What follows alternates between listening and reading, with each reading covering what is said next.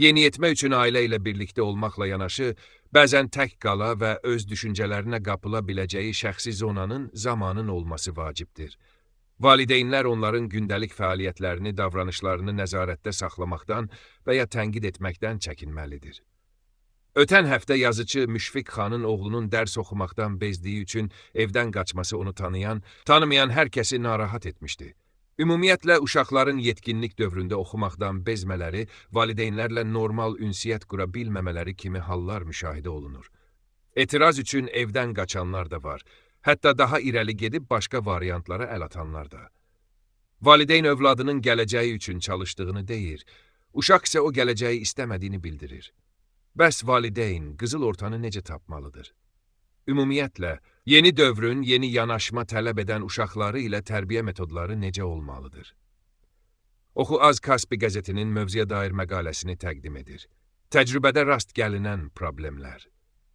Ailə Qadın və Uşaq Problemləri üzrə Dövlət Komitəsinin Ailə Məsələləri şöbəsinin əməkdaşı psixoloq Zülfiyə Sadıq bildirib ki, cəmiyyətdə uşaq və yeniyetmələrlə bağlı rastlaşdığımız problemlərin kökündə həmişə ailə daxili münasibətləri əsas götürürük. Təcrübədə rast gəlinən problemlər sırasına yeniyetmələrin valideynləri tərəfindən başa düşülməməsi, hüquqlarının məhdudlaşdırılması, şəxsi həyatlarına müdaxilə edilməsi, onları özləri ilə müqayisə etmələri, eyni həyat tərzini və tərbiyə metodlarını yeniyetmələrə tətbiq etmələri, seçim hüququnun verilməməsi, yaş dövrünün xüsusiyyətlərinin nəzərə alınmaması kimi hallar daxildir. Bunlar valideyn-övlad münasibətlərində gərginliklərin yaranmasına səbəb olur. Böhran vəziyyətində valideyn nə etməlidir? Mütəxəssis bilib ki, yeniyetmə üçün ailə ilə birlikdə olmaqla yanaşı, bəzən tək qala və öz düşüncələrinə qapıla biləcəyi şəxsi zonanın zamanın olması da vacibdir. Buna görə də valideyn onların gündəlik fəaliyyətlərini, davranışlarını nəzarətdə saxlamaqdan və ya tənqid etməkdən çəkinməlidir. Yeniyetmələrin psixi sağlamlığını təmin etmək üçün ailə və dostlarla münasibəti sağlam olmalıdır. Onun sosial həyatını davam etdirə biləcəyi mühit təmin edilməlidir.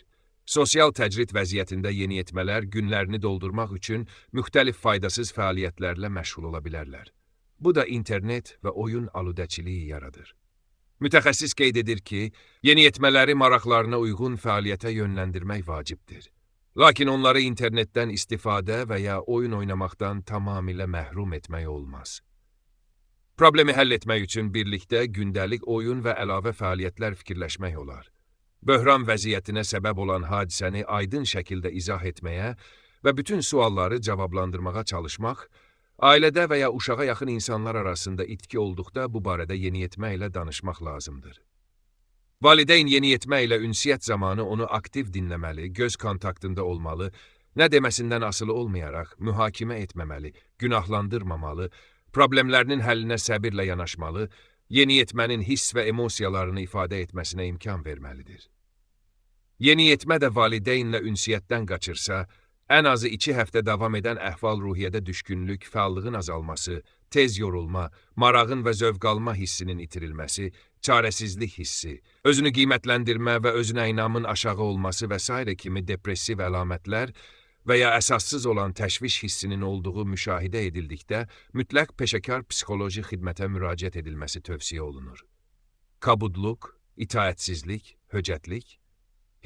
Zeng Sadıq bildirib ki, yeniyetmələrin davranışında yaranan negativ reaksiyaların əsas səbəbləri valideyn-övlad münasibətlərindəki ziddiyyətlər, ailə daxili münasibətlərin düzgün qurulmaması, ailə daxili ünsiyyətin zəif olması, yeniyetmənin özünü qeyri-adekvat qiymətləndirməsi, özünə inamsızlıq, qrup daxili mövqeyinin sabit olmaması və s.dən qaynaqlanır.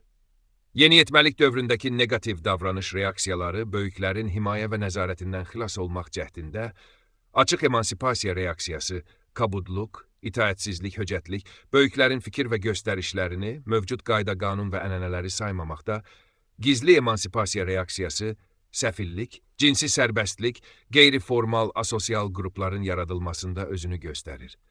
Uşaqdır, mən nə deyirəmsə onu etməlidir. Elm və Təhsil Nazirliyi yanında İctimai Şuranın üzvü Rasif Dünyamaliyev deyir ki, müasir dövrün uşaqları daha çox informasiyalıdırlar. Valideyn uşağa yanaşanda artıq onu əvvəlki ənənələrə əsasən, Uşaqdır, mən nə deyirəmsə onu etməlidir tipli qəbul etməli deyil. Valideyn uşağın ailənin bir hissəsi olduğunu, uşağın da ailədə söz haqqı olduğunu qəbul etməlidir.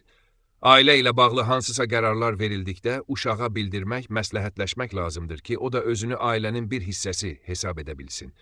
Əks halda o özünü tək hiss edə, bu zaman öz istədiyi qərarları verə bilər. Uşaq başa düşməlidir ki, verdiyi qərarlarla onun da ailədə məsuliyyəti var. Problemin kökündə dərs yükünün çox olması dayanmır. Həmsöhbət bildirir ki, problemin kökündə dərs yükünün çox olması dayanmır. Hazırda Azərbaycanda elə uşaqlar var ki, bir gündə 3-4 hazırlığa gedir, fərqli istiqamətlərdə hazırlaşır. Hətta bununla yanaşı beynəlxalq sertifikat üçün çalışanlar da var. Həmin uşağı analiz edəndə görürsən ki, hər şey qaydasındadır, ailə ilə bağları yerindədir. Çünki uşaq ailənin bir hissəsi olduğunu dərk edir və ona ailədə hörmət olunur. Yorğunluq əlbəttə ola bilər. Amma buna görə ailədən imtina etmək o deməkdir ki, ailənin bir hissəsi olduğunu dərk etmir, geridə qalanların necə narahat olacağını düşünmür, yaxud da onun başa düşməyi üçün nələrsə olunmayıb. Məktəbdə bu narahatlıq görünməyibsə. Mütəxəssis vurğulayır ki, belə məqamlarda məktəblər də öz funksiyasını yerinə yetirməlidir. Yəni məktəblər sosial-emosional inkişafla bağlı işlər görməlidirlər. Hər bir yeniyetmənin emosional çətinliyi məktəbdə və ailədə aşkar oluna bilər. Məktəbdə bu narahatlıq görünməyibsə, bu da problemdir. Məktəblər prosesə qoşulmalı, pedaqoqların uşaqların emosional vəziyyətlərini dəyərləndirmələri üçün bacarıqları artırılmalıdır. Müəllim uşağın davranışından, ifadə tərzindən başa düşməlidir ki, onda çətinlik var və məktəbin psixoloqunu cəlb etməlidir.